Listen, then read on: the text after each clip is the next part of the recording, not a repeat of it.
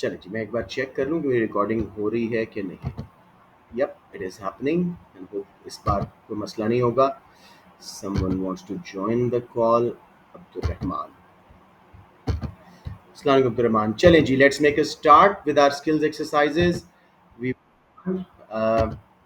10 हमने कर लिए थे।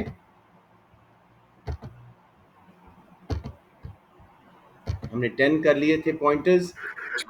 इस्लाम जैद जी 11 देखें। Incomes price levels in other countries rising. ये जरा समझें, दूसरे कंट्रीज में इन्फ्लेशन ज़्यादा हो रही है हमसे, तो सोचें हमारी एक्सपोर्ट्स इंपोर्ट्स पे क्या असर पड़ेगा, कौन सा कर्व किधर शिफ्ट होगा। Think think think. If inflation rate is higher in other countries compared to our country, our exports will become, leaving it for you to think, cheaper. Their demand will rise. Imports will become expensive. Their demand will fall. हमारा X minus M में injection आएगा, उसके आने से aggregate demand right पे shift हो जाएगा। बिल्कुल सही बोला आप लोगों ने, शाबाश। तो क्या क्या राइट पे शिफ्ट होगा?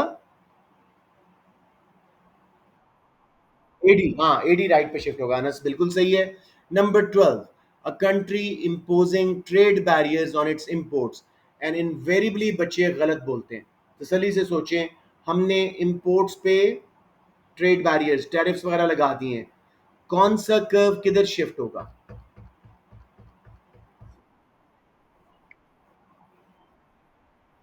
This is correct. Supply, not aggregate supply. Supply curve will shift to the right, to the left, because imports have become expensive. Cost of imported raw materials have become expensive. ये micro diagram था international trade का, not macro. इसमें price level real GDP नहीं होगा, price quantity simple tariff लगा हुआ है imported goods पे। सबको क्लियर है? इसमें एग्रीगेट डिमांड एग्रीगेट सप्लाई वाला नहीं बनेगा, डिमांड सप्लाई वाला बनेगा, और simply demand supply curve left पे शिफ्ट होगा। That is all. चलें जी, एक बार जरा जिन नए बच्चे आए हैं इनको भी ये बता दें ताकि ये एक इम्पॉर्टेंट जो मिस हुआ है किसी को ना हो। Country imposing trade barriers on imports. अब इंपोर्ट्स महंगी हुई, कॉस्ट ऑफ इंपोर्टिंग बढ़ी, सप्लाई कर्व लेफ्ट पे शिफ्ट हो रहा है, not aggregate supply. Remember that जी। अब कौन आ रहे हैं? हसन असलम हमेशा लेट आएंगे। हसन एंड अब्दुल्ला अहमद। राइट जी, तो back to the exercise. Number is pretty handsome. Let's go to number 13, fall in exchange rate. तसल्ली से सोचें, इससे दोनों तरह की इन्फ्लेशन आती है, तो ये कौन सा ग्राफ बनेगा? तसल्ली से सोचें। एक्सचेंज रेट हमारा गिरा, एक्सपोर्ट्स पे इफेक्ट सोचें, उससे कौन सी इन्फ्लेशन आ रही है। इंपोर्ट्स पे इफेक्ट सोचें, उससे कौन सी इन्फ्लेशन आ रही है। ये हमने टेस्ट में भी क्वेश्चन बैंक में था ये।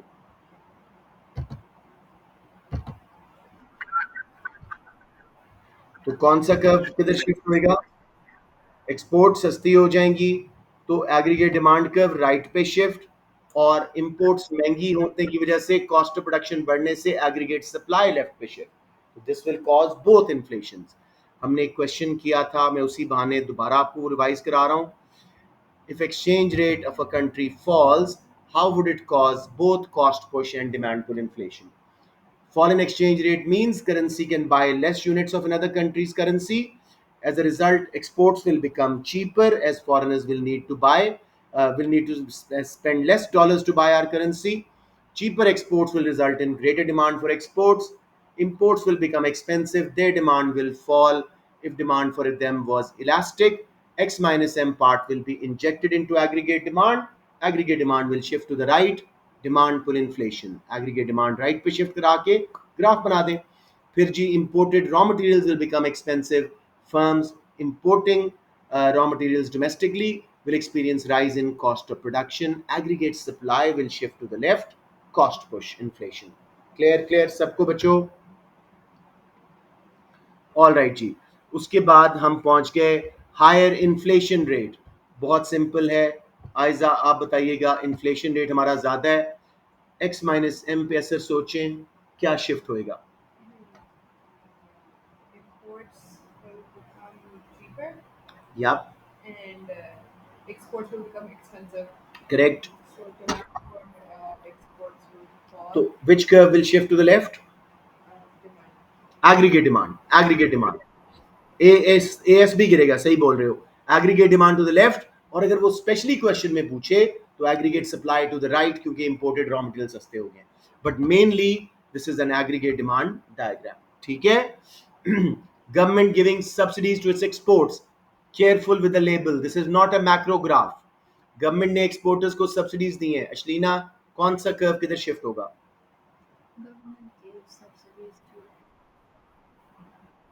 एक्सपोर्ट्स का सप्लाई को राइट पे शिफ्ट हो जाएगा, प्राइस उनकी कम हो जाएगी, ज्यादा बिकेंगी. Very good. Government deciding to sell foreign currencies, A2 only. Ishlina, government ने बल्कि फासिया, लेकिन वो ऑन द फासिया मुझे बताएं. गवर्नमेंट ने अपने एक मिनट, फॉरेन करेंसी रिजर्व्स बेचे हैं, उससे लोकल करेंसी खरीदी है. एक्सचेंज रेट का डायग्राम है, पहले लेबल बताएं और फिर किधर शिफ्ट होगा कौन सा कर्व. A2 only.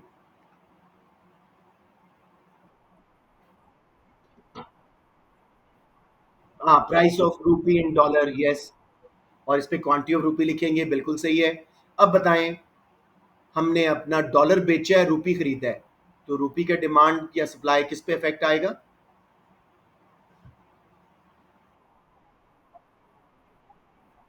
नहीं, पढ़ो पढ़ो. Government deciding to sell foreign currencies. Dollars pounds बेच रहे हैं, अपनी करेंसी खरीद रहे हैं, तो हमारा करेंसी का क्या शिफ्ट होगा किधर? दोबारा सोचें. डिमांड राइट पे शिफ्ट होगी रूपी की, और वो अप्रिशिएट हो जाएगा, यानी रीवैल्यू कर दिया गवर्नमेंट ने. समझ आ गया सबको? I need clarity. यहाँ पे किसी को A2 के बच्चे को यहाँ प्रॉब्लम है तो बता दें.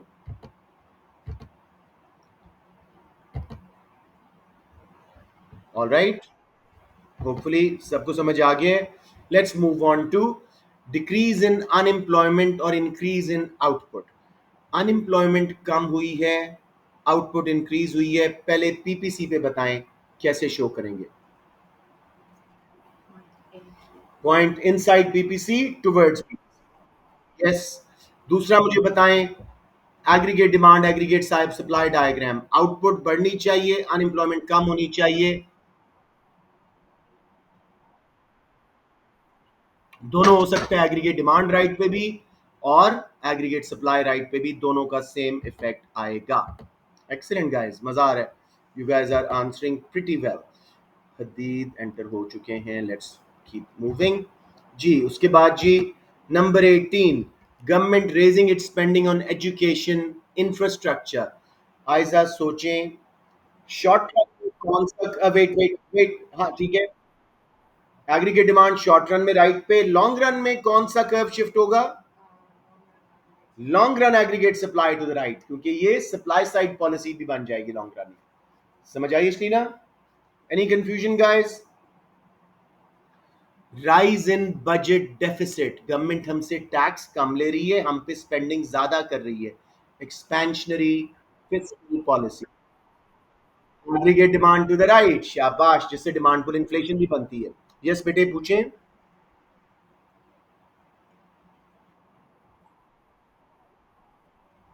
18, गवर्नमेंट ने अपनी स्पेंडिंग बढ़ाई है एजुकेशन पे, इंफ्रास्ट्रक्चर पे. गवर्नमेंट स्पेंडिंग बेसिकली तो शॉर्ट रन में डिमांड साइड पॉलिसी है, उससे जी का इंजेक्शन, एग्रीगेट डिमांड बढ़ेगी.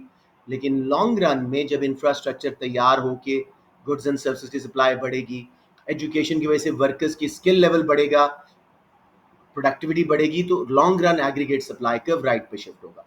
समझ आ गया? ये सप्लाई साइड पॉलिसी थी. जी. अब जरा याद रखिए, यहीं पे बात कर लेते हैं. सप्लाई साइड पॉलिसी के फायदे तो समझ आ गए. नुकसान क्या है? डिमांड पुल इन्फ्लेशन आती है शॉर्ट रन में, क्योंकि पहले एग्रीगेट डिमांड बढ़ती है, लॉन्ग रन में जाके एग्रीगेट सप्लाई बढ़ती है. गवर्नमेंट को कॉस्ट आती है, जिसकी अपॉर्चुनिटी कॉस्ट आती है, और बहुत टाइम लगता है इसको इफेक्टिव होने में. टाइम टेकिंग, तो ये तीन चार लिमिटेशन नहीं भूलनी, हर क्वेश्चन में ये सेम होती है. Rise in trade deficit. अब मुझे कोई नया बच्चा बताओ, let's say Fahad Abdullah from BCP. Trade deficit बढ़ा है, एक्सपोर्ट से कम पैसा आ रहा है, इंपोर्ट्स पे ज्यादा पैसा जा रहा है. सोचो X minus M, what will happen, what will be the shift?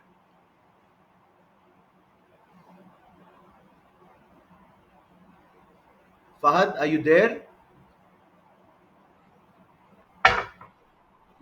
Take your time.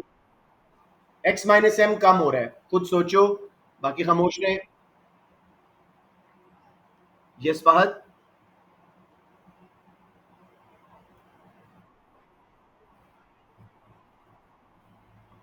Yes, simply trade deficit है. एक्स माइनस एम सोचो, उसके बाद क्या इफेक्ट आएगा एग्रीगेट डिमांड के ऊपर?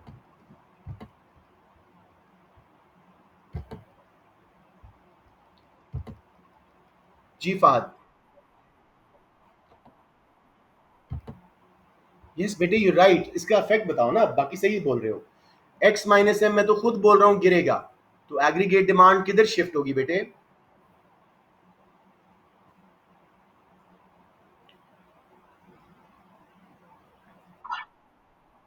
यस, थैंक यू, लेफ्ट पे शिफ्ट होगी. कॉन्ट्रैक्शनरी मॉनेटरी पॉलिसी, आयजा, कौन सा कर्व किधर शिफ्ट होगा?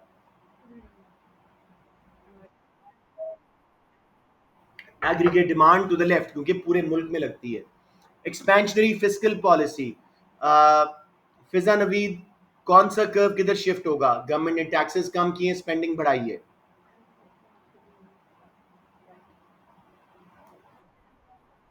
Aggregate demand to the right, aggregate demand to the right, शाबाश. ये पॉलिसीज तो मैक्रो की हैं. अब जी, contractionary fiscal policy, budget surplus, Aiza, which way will which curve shift? You keep saying aggregate demand to the left. शाबाश. एक बार सुन ले, जब इन्फ्लेशन हो मुल्क में, government contractionary fiscal policy use करती है, अपनी स्पेंडिंग को बढ़ा देती, कॉन्ट्रैक्शनरी सॉरी, अपनी स्पेंडिंग को बढ़ा देते हैं. नो नो नो, उल्टा बोल रहा हूँ. स्पेंडिंग को कम कर देते हैं और टैक्सेस बढ़ा देते हैं, अपना बजट सरप्लस करते हैं. उससे डिस्पोजेबल इनकम कम, कंजम्पशन कम. टैक्सेस फर्म से भी ज्यादा लिए, इन्वेस्टमेंट कम. गवर्नमेंट ने खुद स्पेंडिंग अपनी जो है वो आपकी कम कर दी थी, तो तीन withdrawals, aggregate demand curve shift to the left. Inflation control कर ली, current account of balance of payment बेहतर हो गया, लेकिन आपका अनएम्प्लॉयमेंट बढ़ गई, रियल इकोनॉमिक ग्रोथ गिर गई. नेक्स्ट जी, ये अब माइक्रो पे आ गया. Increase in price of substitute. Let's go to Jawad. Jawad, substitute महंगा हो, रिलेशनशिप सोचो, कौन सा कर्व किधर शिफ्ट होगा हमारी गुड का? डिमांड कर्व राइट पे शिफ्ट, शाबाश. Increase in income, demand curve right पे shift. I think you guys are following it now. You उसने सारे लेबल कर दिए हैं कि कैसे आपने इसको करना था. Worksheet is done. अब बच्चे, बहुत अच्छा चेन्स ऑफ एनालिसिस, इनको आप कर लें. बहुत अच्छा इकोनॉमिक इवेंट के हिसाब से आपको स्कोर मिलते हैं. पहला हम यहीं पे ब्लाइंड सॉल्व करेंगे, फिर जो सॉल्व है उन पे चले जाएंगे. पहले दो ब्लाइंड सॉल्व करते हैं आप लोगों के थ्रू. आपने 5 ब्लैंक्स फिल करने हैं. Impact of expensive imports on demand pull inflation. ठीक है, इंपोर्ट्स जब एक्सपेंसिव होती हैं, मुझे बताएं उनकी डिमांड, पहला स्टेप, गिर जाएगी. अगर उनकी डिमांड इलास्टिक थी, तो इंपोर्ट एक्सपेंडिचर विल, महंगी हुई इंपोर्ट्स, हमने प्रोपोर्शनेटली बहुत ज्यादा कम खरीदी, import expenditure will fall. Import expenditure fall होने से हमारा जो एक विड्रॉल है इंपोर्ट का, वो कम हुआ. एग्रीगेट डिमांड में इंजेक्शन आया, एग्रीगेट डिमांड राइट पे शिफ्ट हुई, डिमांड पुल इन्फ्लेशन आई, अगर एग्रीगेट सप्लाई नहीं बढ़ सकी.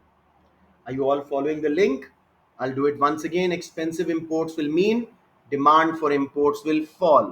पहला blank. फिर जी, if demand was elastic, import expenditure will fall. The withdrawal of import reduces, which will increase aggregate demand. If aggregate supply does not rise, demand pull inflation will occur. This is a 3 mark answer अगर आप ये सारे grid के मुताबिक answer कर लो. Everyone solid clear on that? अब उल्टा पूछ रहे हैं, इंपोर्ट्स महंगी हुई हैं, हमारे एक्सचेंज रेट पे थ्री स्टेज पे क्या असर आएगा? इंपोर्ट्स एक्सपेंसिव, उनकी demand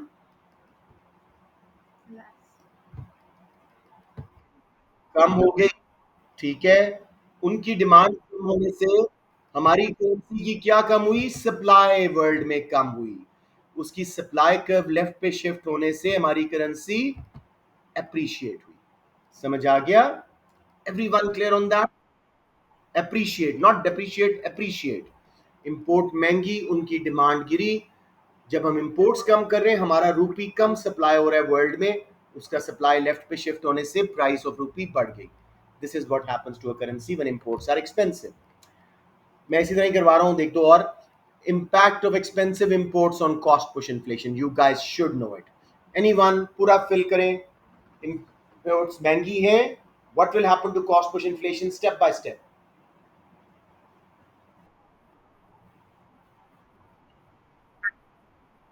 cost of raw material will become expensive for domestic firms, उनकी कॉस्ट ऑफ प्रोडक्शन बढ़ेगी। कौन सा कर्व किधर शिफ्ट होगा? कॉस्ट बढ़ेगी। कौन सा कर्व किधर शिफ्ट होगा?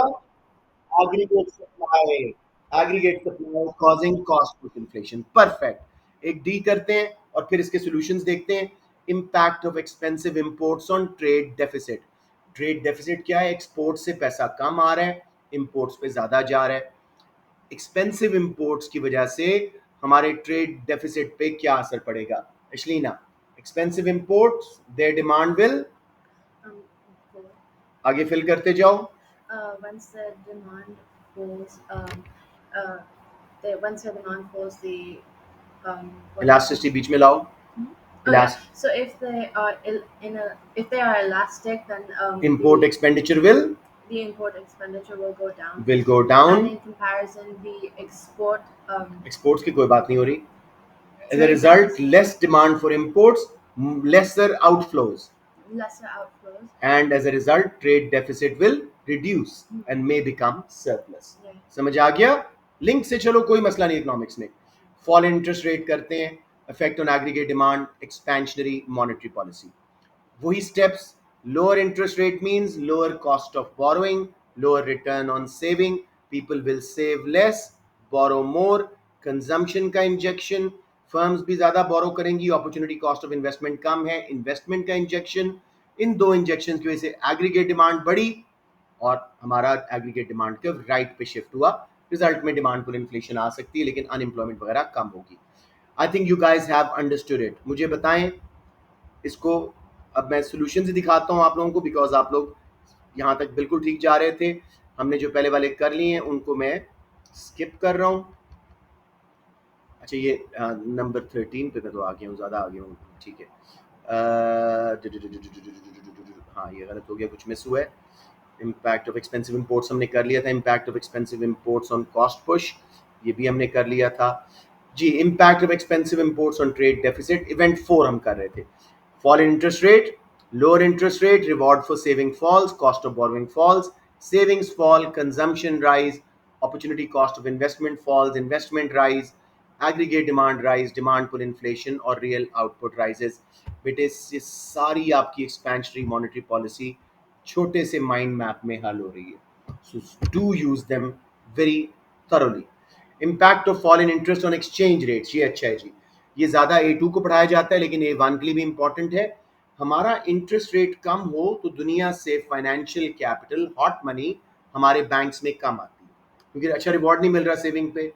हमारी करेंसी की डिमांड गिर जाती है, ठीक है। हमारे अपने लोग भी बाहर के बैंक्स में सेव करते हैं, सप्लाई ऑफ करेंसी बढ़ जाती है। Both of these causes exchange rate to fall.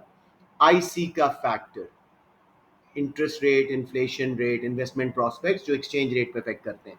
तो एक बार सुने, गवर्नमेंट ने इंटरेस्ट रेट कम किए, बाहर से हॉट मनी इनफ्लोज कम हुई, हमारी करेंसी, हमारे बैंक्स में पैसा कम आया, उसकी demand Giri.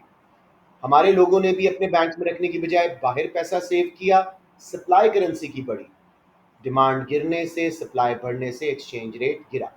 Everyone clear on that? इसको लाजमी यूज कीजिएगा एक्सपेंशनरी मॉनेटरी पॉलिसी में कि इंटरेस्ट रेट फॉल होने से हमारी करेंसी डिप्रिशिएट होती है, जिसकी वजह से हमारी जो इंपोर्टेड गुड्स हैं वो महंगी हो जाती हैं, कॉस्ट पुश इन्फ्लेशन आती है, लेकिन करंट अकाउंट सरप्लस में जाता है, उससे एग्रीगेट डिमांड बढ़ती है. Right? Anyone any confusion here? Impact of fall in interest rate on net exports. Lower interest rate थे, एक्सचेंज रेट डेप्रीशिएट हुआ, एक्सपोर्ट सस्ती, इंपोर्ट्स महंगी, नेट एक्सपोर्ट ज्यादा, एग्रीगेट डिमांड ज्यादा. Are you following the same link? D part, impact of fall in interest rate on aggregate supply. आपको अच्छी तरह पता है जी, lower interest rate, firms will invest more in capital and technology, production potential rises, long run aggregate supply curve shifts to the right. 13, foreign exchange rate. पहला part, impact of foreign exchange rate on demand pull inflation, जो हम 2 मिनट पहले करके आए हैं. Foreign exchange rate means exports are cheaper, imports expensive, exports rise, imports fall. X minus M के injection की वजह से aggregate demand rises, may trigger demand pull inflation if aggregate supply cannot rise because we're on full employment. Aiza, you sleeping? Yeah, you want some chai or something? Alrighty. Higher inflation rate, Aiza से पूछते हैं, higher inflation rate का effect exchange rate पे बेटे. Expensive, cheap या yes, currency की डिमांड गिरेगी और as a result exchange rate fall हो रहे हैं. समझ आ रहा है सबको ये लिंक? एक्सीलेंट. अब कौन सा आ रहे हैं इनको जरा, I don't think Aiza is coming from tomorrow. बेटे वैसे अगर हिम्मत करो, this will really help you. अस्सलाम वालेकुम आरिज, बहुत लेट ज्वाइन किया मेरा बेटा. 8 तरावियाँ पढ़ ली, 11 बजे तो खैर कोई तरावी नहीं होगी, लेकिन आप 8 तरावियाँ पढ़ लें, आपका इकोनॉमिक्स खतरे में थोड़ी. लेट्स मूव ऑन जी. B part, impact of higher government spending on education, infrastructure, on cost push inflation. Government ने अगर एजुकेशन और इंफ्रास्ट्रक्चर पे पैसा लगाया, supply side policy, cost push inflation तो कम होएगी. Government raising spending, increased spending on education improves worker skills and productivity. Increasing spending on infrastructure reduces cost for business distribution cost. Productive potential rise, aggregate supply increases, price level falls, but real output rises. ये सारे aim हासिल हो रहे होते हैं. Combined effect of increased government spending on inflation, government spending बढ़ाएगी, जी का injection आएगा, एग्रीगेट डिमांड बढ़ेगी, महंगाई आएगी, आउटपुट बढ़ेगी, लेकिन लॉन्ग रन में प्रोडक्टिव पोटेंशियल बढ़ेगा, एग्रीगेट सप्लाई बढ़ेगी, महंगाई भी कंट्रोल हो जाएगी, सारे एम्स हासिल हो जाएंगे. समझ आ गया बच्चों? This is a very very good point. Analysis in action हैं. एक बच्चा और आ रहा है, मैं उसको एंट्री दे दूं. और looking at the condition of the kids, मैं थोड़ा सा जल्दी क्लास ख़त्म करने के मूड में हूँ, बिकॉज मुझे लग रहा है कि बच्चे जो हैं थक रहे हैं. अब इसको थोड़ा सा देखते हैं, हमारे पास बिल्कुल ही ख़त्म होने वाली है. वैसे भी ये बहुत अच्छे क्वेश्चन हैं जी सेक्शन ए के, इनको ज़रा अच्छी तरह समझें. ए एस बेस्ड हैं, लेकिन A2 में भी ये क्वेश्चन आए हुए हैं, और आजकल क्योंकि टॉपिक इधर आ गया तो A2 में भी आ सकता है. Explain how changes in any three demand factors might account for the greater growth of numbers of visitors into Thailand from China than from other countries. Interesting question है. डेटा क्या कह रहा था कि चाइना से थाईलैंड में इस साल ज्यादा लोग आए, रशिया और ऑस्ट्रेलिया से जरा आए हैं ज्यादा, लेकिन उतने ज्यादा नहीं जितने चाइना से आए. तो कोई डिमांड फैक्टर्स 3 पकड़ो और कंपैरेटिवली बताओ कि चाइना से ज्यादा क्यों आ रहे हैं कंपेयर टू दूसरे कंट्रीज. ईडी पैम्स का कोई फैक्टर आइजा स्टार्ट कीजिए. चाइना में इनकम्स क्या हुई होंगी compare to Russia and Australia, कि ज्यादा चाइनीज आए हैं थाईलैंड? बोले बोले शाबाश.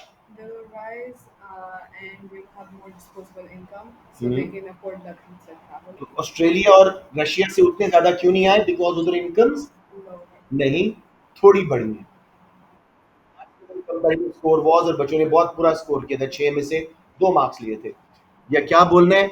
Incomes in China might have risen more than what they did for Russia and Australia. As a result greater number of visitors came from China. वो data में था, अदर कंट्रीज. ठीक है, नेक्स्ट जी, माइक बंद कर दें बच्चों. नेक्स्ट आप कर सकते हैं, Chinese exchange rate may have appreciated more than Russia and other countries, hence Chinese were able to visit Thailand more. Thailand companies, tourism companies advertised more in China compared to other countries. Hence, there was a greater number of visitors from China. समझ आ गया? ये marks थे कि दूसरे को ज्यादा क्यों। बेटे माइक्स बंद कर दो, या क्वेश्चन है तो पूछ लो। अच्छा जी, अब नेक्स्ट देखें। Discuss the ways in which businesses might attempt to increase PES of their products, assess whether these attempts are likely to be successful. 8 mark का क्वेश्चन है। पीईएस को डिफाइन करें। It's a measure of degree of responsiveness of quantity supplied to a change in price of the product. Formula दें दूसरे mark के लिए, percentage change in quantity supplied वो percentage change in price. अब elastic या in elastic का meaning बताने का नई मार्क स्कीम में 3rd मार्क है। Elastic supply is when there is a smaller percentage change in price causing a greater percentage change in quantity supply. 3 marks. अब हमने कोई 3 factors analysis के 3 marks लेने हैं। Business can add shelf life of their product by adding more chemicals, preservatives. As a result, product will become durable. When price falls, they can store it. When price rises, they can release it. They can train their workers, which will reduce production process time because workers have become more efficient and flexible. Again, supply will become elastic. They can invest into research and development, technology, जिसकी वजह से production process short होगा, production capacity बढ़ेगी। Shift नहीं करवाना supply को, सिर्फ elasticity बढ़ानी है। अब वो जी किस हद तक सक्सेसफुल होंगी, ये it will depend on how much money finance businesses had available. ठीक है। It will also depend on how good the training programs were. It will also depend on the nature of the product. A very perishable product cannot be converted into an elastic supply no matter what we try. So it will depend on the nature of the product, finance available, how well the training programs were in order to determine. Government policies ये business कर रहा है बेटे, समझ रहे हो? Business, ये कह सकते हो गवर्नमेंट का फ्री ट्रेड वगैरह था कि नहीं, कि इंपोर्ट्स कर सकते कि नहीं, ये बात थोड़ी सी। इकोनॉमीज ऑफ स्केल का फायदा नहीं है ना, हमने पीईएस बढ़ानी है, नॉट कॉस्ट कम करानी है। चले ठीक है जी। Annual rate of inflation in economy increase sharply and unexpectedly. Explain the likely consequences for such an increase for consumers and firms. Excellent question. Let's go firms के ऊपर। बड़ी तेजी से इन्फ्लेशन आई है, अनएक्सपेक्टेड। फर्म्स को सबसे पहले क्या होगा, menu cost. They'll have to keep reprinting menus, brochures, price lists, etc. Firms will start hoarding कि अभी जरा जखीरा अंदोजी कर लो, बाद में महंगा करके बेचेंगे। जी बोले बोले। हाँ चले जाए। उसके बाद जी, वेरी गुड क्वेश्चन। अच्छा जी, उसके बाद जो है हाँ मेरे माइंड से सब निकल। हाँ, फर्म्स के लिए कॉस्टिंग करना बड़ा मुश्किल हो जाएगा। रॉ मटेरियल्स मुसलसल महंगे हो रहे हैं। नए जो प्रोजेक्ट लगाने थे उसके ऊपर वो शायद अबैंडन कर दें because they'll be unable to calculate the cost. इसके अलावा जी एक्सपोर्टिंग फर्म्स, इन्फ्लेशन की वजह से एक्सपोर्ट्स महंगी हो जाएंगी। अगर डिमांड इलास्टिक थी, उनका रेवेन्यू गिर जाएगा, उधर अनएम्प्लॉयमेंट फैलेगी। कंज्यूमर्स पे क्या असर आएगा? Consumers on fixed incomes, their real purchasing power will fall, they'll become poorer in real terms. But those consumers who had assets, property, and rising incomes, they will not be affected by inflation, they'll become even richer. Consumers who were lenders will lose because they'll receive back less in real terms. Borrowers will gain because they'll pay back less. देखो वही सारे topics हैं, वही सारे हैं, सिर्फ sorry शू leather cost बढ़ेगी उनकी, बिल्कुल सही कह रहे हो। डिफरेंट बैंक्स में सेव करेंगे, लुकिंग फॉर हायर सेविंग। तो इस तरह करके बेटे ये सॉल्व करना होता है। अब जी ये सारा उसने सॉल्यूशंस दे दिए और द बेस्ट पार्ट, आपकी क्लास खत्म हो गई। That's it. Have a good day. I see you all tomorrow, same time same place.